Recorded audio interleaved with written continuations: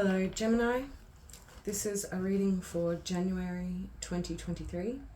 This is a general reading, so it may not resonate for everyone. Please only take what does resonate and what serves your highest good and the highest good of those in your life. Dropping cards already.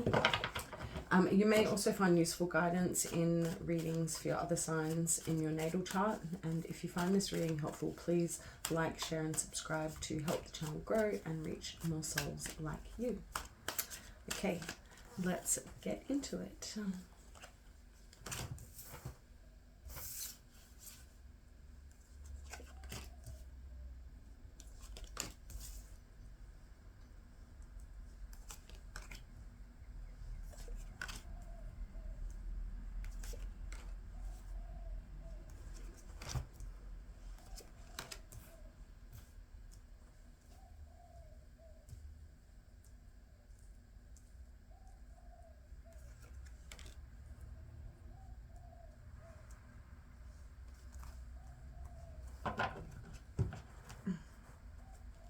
Okay guys, so the overall energy for the reading is the High Priestess. So lots of intuitive energy, maybe looking into some illusions and to some of the darker aspects of your feminine side. With the recent energies, we have the Ace of Swords, the Five of Pentacles and the Five of Swords. So there's definitely been some kind of disappointment in your past and some kind of conflict. You know, you tried to approach something from a very intellectual kind of frame of mind. You know, you tried to act on logic and reason. But ultimately there's been some sense of loss and missing out on something in the past. With the Five of Swords coming up, there can be some sense of conflict. Conflict that has ultimately been mental conflict. You know, the swords is a mental suit, is an intellectual suit. So it's about internal mental conflict, and it's conflict around internal conflict around having conflict with other people, if that makes sense. So, you know, in the Five of Swords, you can see he's been through some kind of battle. He's taken these swords off other people. So in a sense, he's been victorious, but he's also caused a lot of grief and pain and suffering. And so ultimately, has he been victorious is really the question of that card. Is there a way to be victorious without having anyone lose? So yeah, there's a sense of having lost something and being really stuck in your head about something, you know, really in a lot of internal mental conflict, in a state of internal mental conflict.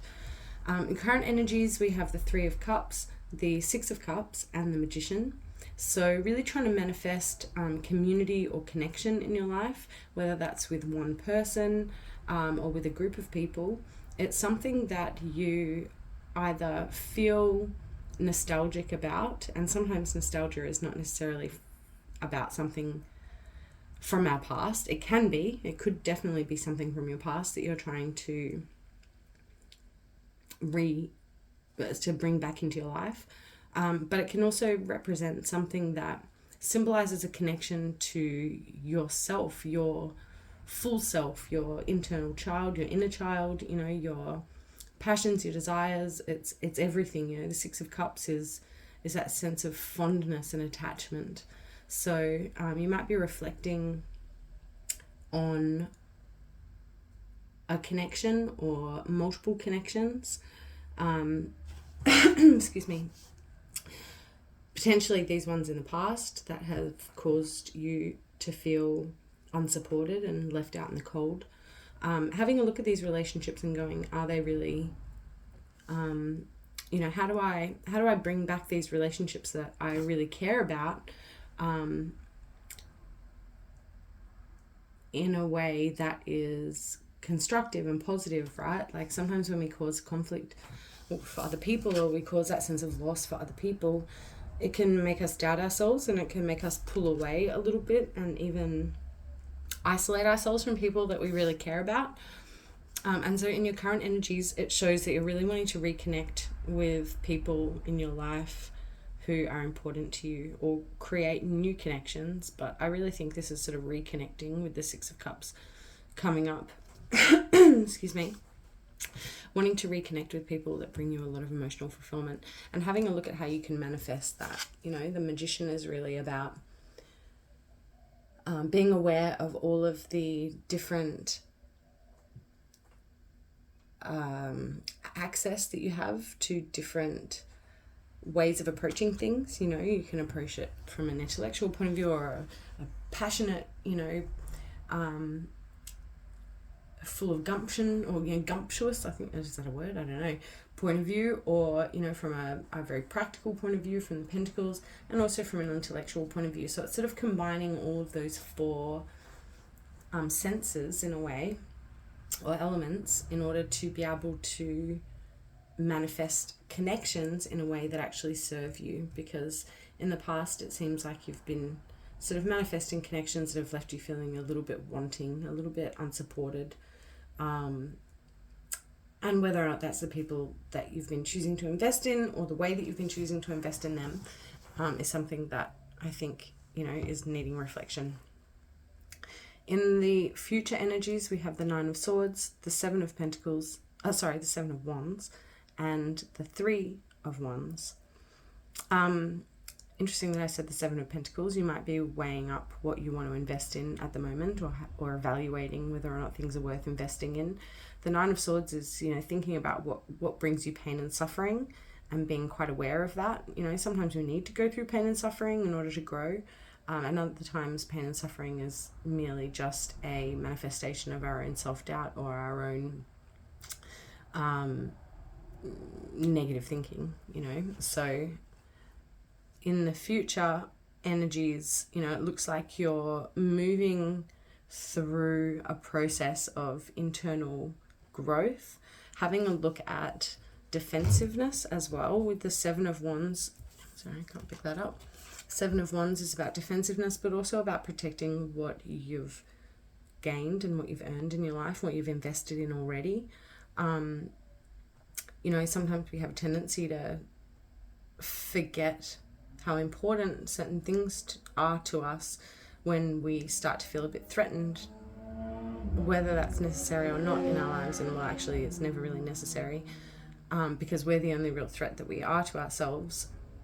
So the Seven of Wands is really about having a look at if you're being overly defensive, or if you're protecting what you've worked for in a healthy way. And the Three of Wands shows reconnection, movement forward. Threes are definitely about connecting with other people. The Three of Wands tends to be quite passive for the Wands energies. A lot of Wands energies are very fiery, but the Three of Wands tends to be a little bit passive in that he's kind of waiting for his ships to come in. He's waiting for something good to come to him, when, you know, maybe he needs to actually do something to make that good thing come, you know, instead of just sitting there waiting. You know, he has these wands that he sort of has behind his back. He's not even really using them. So that can be a suggestion that you need to actually sit in your own power in a really positive way, and make sure you're manifesting things that are really in line with your highest good, especially with the High Priestess being the overall energy for the reading. Okay, now I'll just pull 2 cards for each to clarify a little bit more and give us a little bit more information. For the Ace of Swords, we have the Father of Cups and the Father of Swords, right? So there was definitely a little bit of push and pull between your head and your heart here. You know, a connection that you were really passionate about, something that you really thought was a new beginning for you, or a type of completion. But there was definitely a bit of conflict between the head and the hearts, with both of the King of Swords and King of Cups coming up. You know, there might have been a fear of connecting on a really deep emotional level, because someone was stuck in their head a little bit too much here in the past with the Father of Swords and the Ace of Swords. You know, there's lots of intellectual energy there, completion and beginning. So it's like the whole shebang. Okay, for the Five of Pentacles. Yeah, so really wanting to manifest a new beginning with something that left you feeling pretty sad in the past and pretty alone. You're feeling quite burdened by that, really wanting a new start, whether or not it's with that with that energy or not, I'm not sure, but definitely wanting to excuse me, move forward from the conflict in the past, that state of being stuck between your head and your heart. You know, you've got that mental conflict all the time, and really wanting a new beginning, something that's a little bit more practical, with the Ace of Pentacles coming up there. And we have the Mother of Cups, or the Queen of Cups, and the Fool coming up on top of the Five of Swords. So yeah, realizing that, you know, whoever this Father of Cups is, was actually a really deep connection to this Mother of Cups. You know, I think whatever happened in the past, whether you were married or whether it's, you know, a really deep connection on a soul level in some other realm, there's definitely a deep connection here with both the Father of Cups and the Mother of Cups coming up. And again, the Fool coming up kind of replicates the energy of the Ace of Pentacles, in that it's trying to manifest a new beginning that's more heart-based, rather than the mental conflict that led to this sort of Five of Swords in the past, wanting to move forward into a heart-based approach. Okay, with the Three of Cups.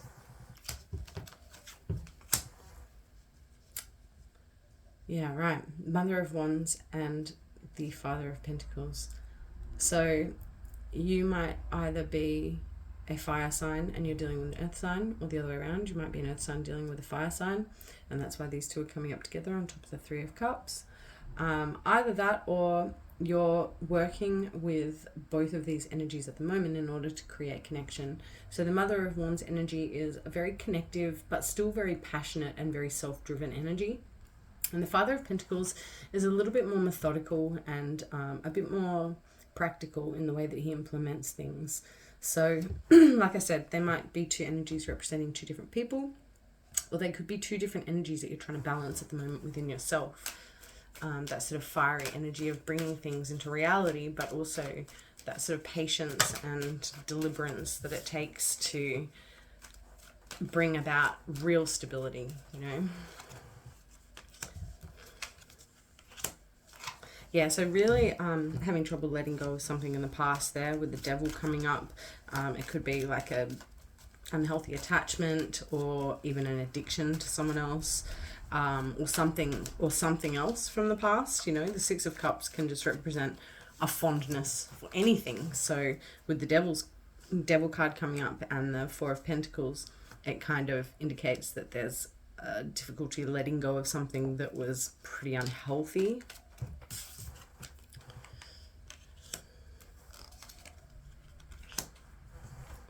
Okay, cool.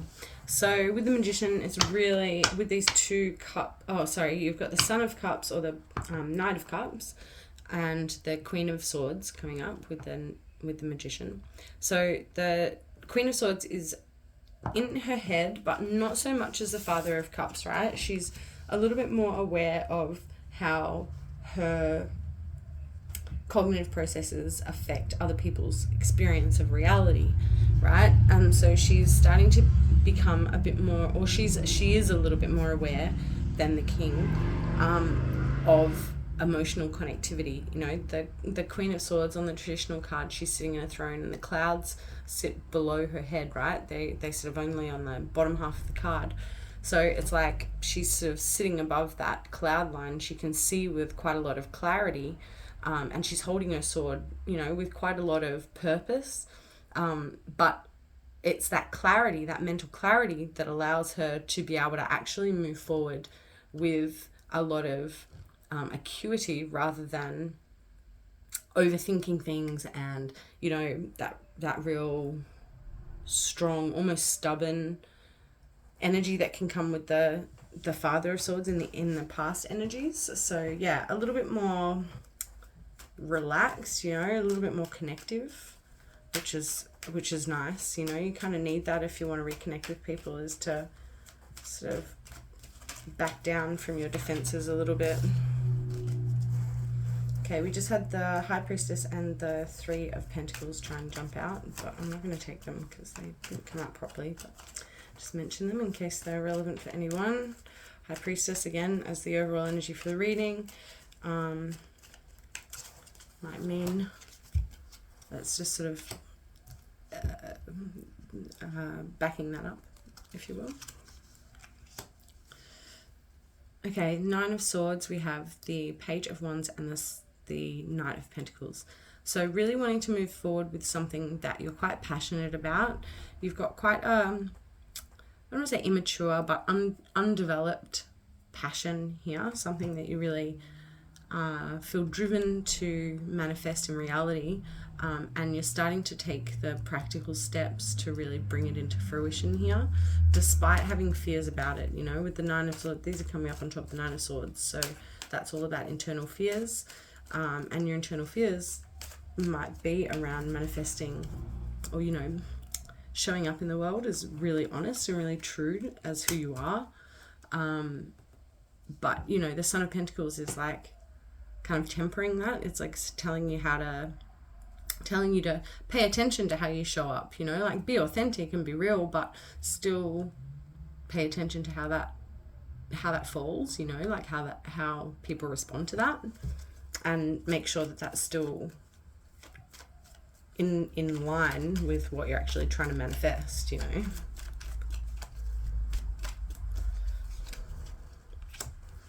Okay, with the Seven of Wands, we've got the Three of Pentacles and the Ten of Pentacles coming up. So yeah, I think really wanting to manifest connection in order to manifest happiness.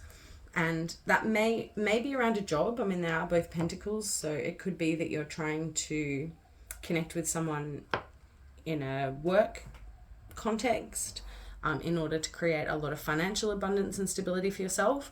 But it could also be just in a more practical sense, you know. It's like, am I taking the right steps? Am I being overly defensive? Am I being too proud? Am I being, you know, protective enough of my own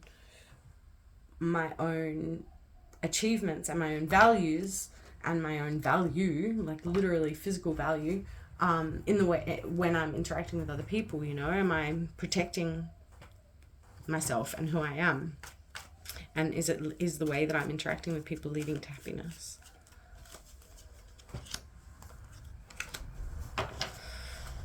So on the Three of Wands, we have the Hierophant and the Two of Wands coming up. So at a little bit of a crossroads. I think maybe in terms of the Hierophant, it might be, if it's relating to this connection, which, you know, it probably is because it's the same reading, the Hierophant here could suggest that you're actually really wanting to manifest a really deep, long-term commitment with this person. You know, you're kind of at a bit of a crossroads. Like, the Two of Wands is literally a crossroads card, and it's choosing between one path or another. And the Hierophant is really about long-term commitment, or long-term values, or long-term stability. You know, it's about values that are really lasting, and accessing those deep internal values that are going to be the key to your ultimate success. So, you know, this might represent marriage in the future. It could represent that you have a really deep connection or reconnection coming up, I think, maybe. You know, it might be someone from your past. If not, then, you know, it might just be someone else who shows up after you've worked through a lot of this stuff from the past, you know. But, you know, the Hierophant can represent really deep commitment. So, yeah, they could be marriage or, you know, any kind of institutional commitment. So it could even relate to work. But it's definitely something you're passionate about with it showing up on the Wands, with the Three of Wands and the Two of Wands. Okay, now the High Priestess. We have the Four of Wands and the Father of Wands, or the King of Wands. So yeah, listening to your deep intuition is going to lead to really understanding your passion and your intensity on a deep level. And when I say intensity, you know, that incorporates anger and pride and all these things that sometimes can get a bit blown out of proportion, you know. The High Priestess can be a little bit of a dark feminine energy. So, and the Father of Wands, you know, he can be very independent, almost hyper independent. So, you know, with it coming up with the Four of Wands, it's sort of indicating a need for a balance between the two, you know, balance between being passionate and pursuing what you want and following your ambitions, and still actually investing in connections as well that are really important to you. You know, the Four of Wands is about celebration, and you can't celebrate on your own, really. I mean, that's a bit sad. You can, but it's more fun to celebrate with other people, right?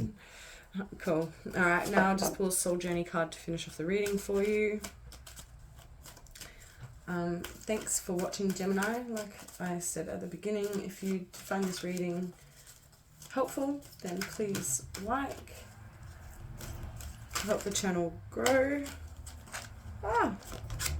and share and subscribe